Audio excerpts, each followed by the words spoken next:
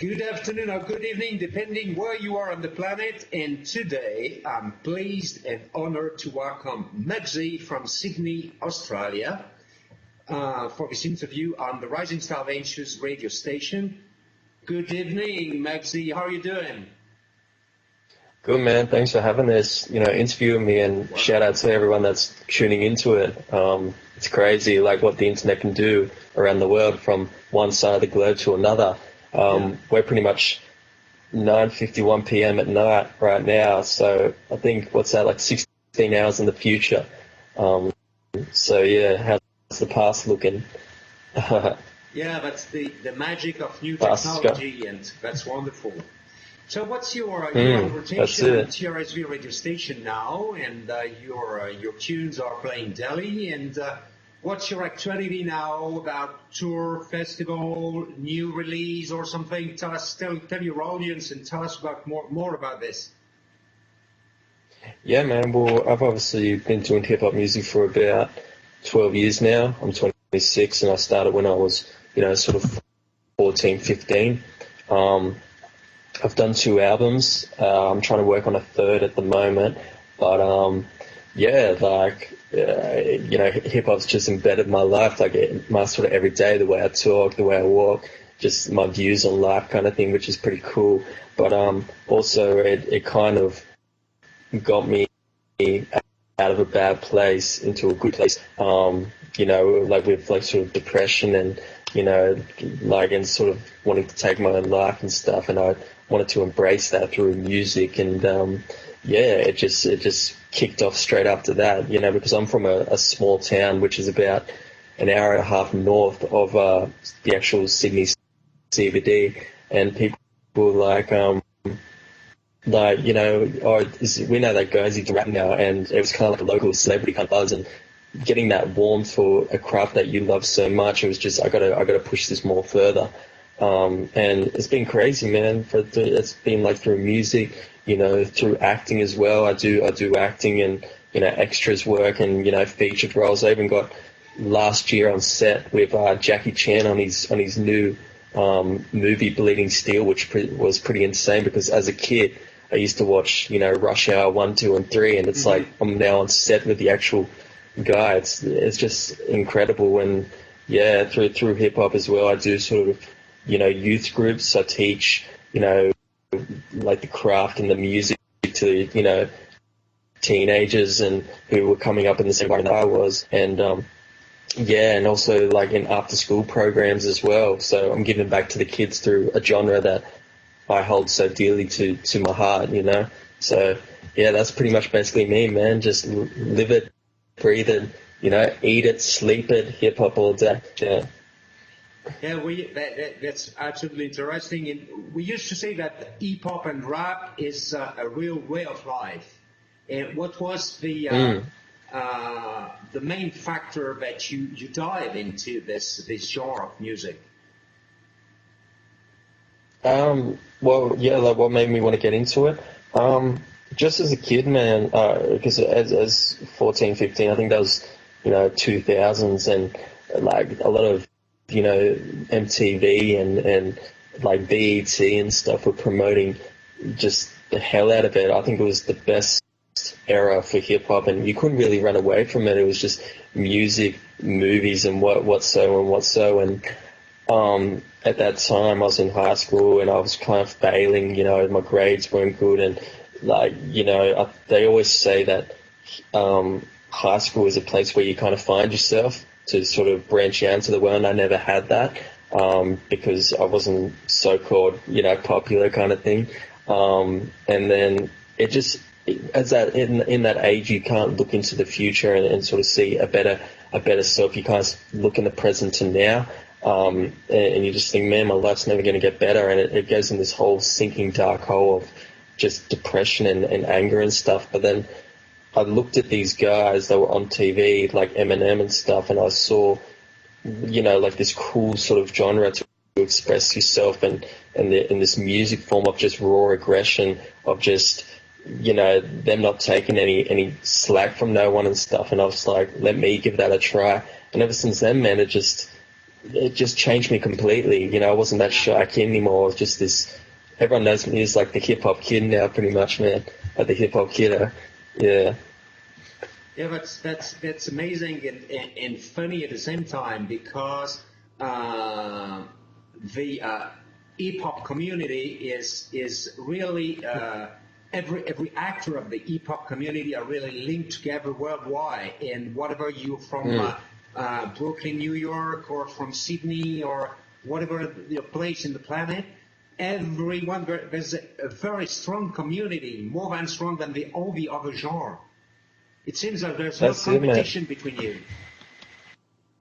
That's it. You know, it's crazy because I use a lot of my promotion through Facebook and stuff, and it's just insane knowing that there's guys from New York or, you know, the UK or wherever they may be, and they're like, hey, we've checked out your music. And I'm from a local, you know, country town that's probably just got maybe a couple of hundred here. It's not like a massive city like Sydney, and it's like, all I need is my laptop to connect with the world and the social media, and now I've just got millions of followers on my Facebook page just because of the promoting. That's how powerful hip-hop and social media is to get your craft and your name kind of out there. So, yeah, it's just insane.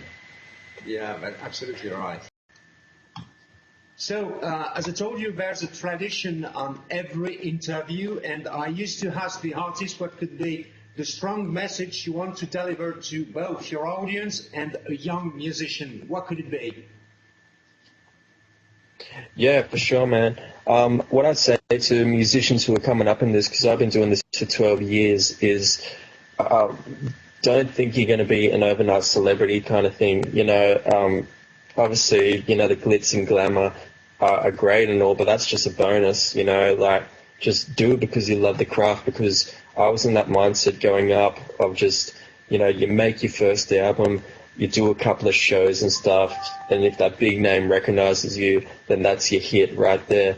And it's not like that at all. This industry is very cutthroat. It's just, you just got to work your ass off and show that you're committed, and like, hopefully, you know, one day it will happen. But if you're just focus on that fame and that sort of money and everything, then you're just going to dig yourself into a hole. Like, just love the craft, you know, even if it doesn't work out, because the story goes, like, back in 2012, I was performing this gig called Urban Star, and it was kind of like this talent competition for hip-hop and R&B artists, and there was 3 judges on the night. It was kind of like a Australia's Got Talent kind of thing, and you know, there was 30 contestants on the night, and I was one of the last ones to perform. So, you know, I had to sit through all them.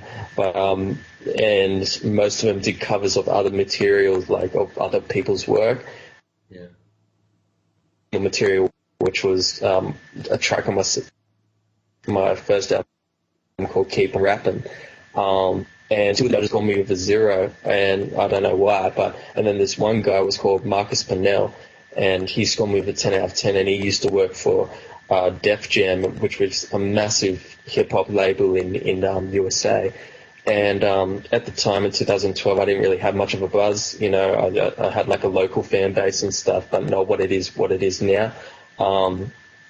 And had a bit of a chat with him. He gave me his card, and he's like, you know, I'll try and talk to some of the guys in the States and see what we can do. And I thought, this is great. Like, it's starting to, you know, started taking off and stuff. You know, I was getting butterflies and this whole positive high of just, oh my God, it's going to happen. And a few months down the road, he contacted me on Facebook, and he's like, can you come out to lunch with me? There's this local Chinese restaurant that I always eat at, and from where I live in the town that I'm in, it's about maybe an hour and a half train ride to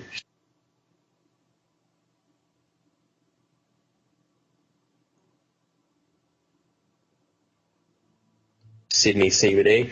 So on that train ride, I was just feeling so great. Just, my life's going to be changed forever. He's going to have the contract, you know, so-and-so, like, he's going to fly me to the States, and big star and whatsoever, and fortune and fame, pretty much, you know. And we got down there, and we were there for about maybe an hour and a half, and he's done this whole thing about the industry changed, and, you know, like, they take a risk, somebody could possibly lose me, because my fan base isn't, you know, knows who I pretty much am, sort of thing.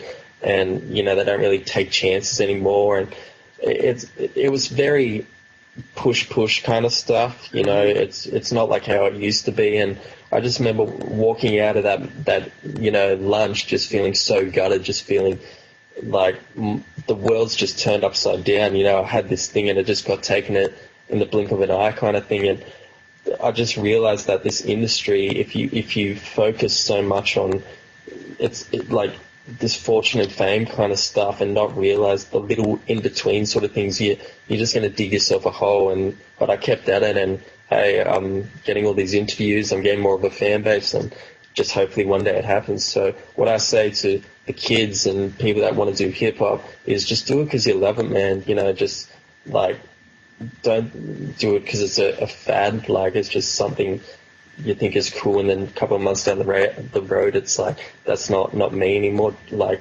do it because you love this culture, and that's all I can say. Yeah, sure, you're absolutely right. And this is what we used to see you say at TRSV, they dream big and don't give up the shit and go through, and it comes. Absolutely. Mugzy, thank you very much for your time. Thank you for this interview and the message you have delivered to your audience and to the youngs around us. The big news and the great news is that Mugzy will be the featured artist of the week on TRSV radio station this week, starting today. And don't forget to tune in March 15th for the special Hip Hop Rap. 24 hours of hip hop and rap, only hip hop and rap, no talk, nothing, just music. Mugzy, have a very good evening. Thank you again. Talk soon, my friend. Thanks, man. Thanks so much for the interview, and wish you guys all the best with future shows and stuff. So you have my support from Sydney, Australia, and to all the fans and people that are watching, I wish you guys all the best for whatever you're doing with your endeavors in life. So there we go. Thank you.